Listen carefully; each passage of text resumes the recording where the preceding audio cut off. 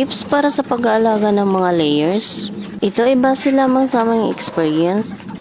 Sa pagsisimula ng negosyo, mas okay na magsimula sa maliit na puhunan para if mag-failed ka, hindi ka masyadong malulugi.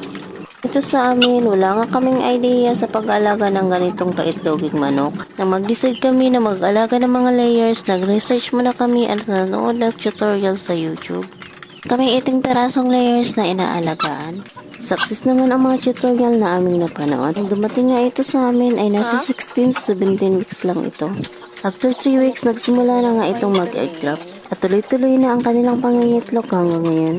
Binibigyan din namin sila ng vitamin araw-araw. Pinapainom namin sila ng Vitamin Pro sa umaga para lagi silang malusog at di sakitin. Egg 1,000 naman sa hapon para sa tuloy-tuloy na kanilang pangingitlog.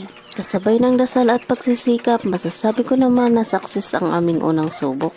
Tungkol naman sa mga itlog ay hindi siya mahirap ibenta. Yung iba ngang nagpapareserve sa amin ay hindi na namin nabibigyan. Ng pagsisikap at panalangin, madadagdagan na itong aming mga layers. May paparating nga kaming another 40 heads. Para sa aming mga suki, huwag nga kayong mag-alala at masusuplayan na din namin yung iba. Huwag kayong magsasawa at patuloy nyo kaming suportahan sa aming maliit na pangkabuhayan. Lamang po, maraming salamat. Happy farming!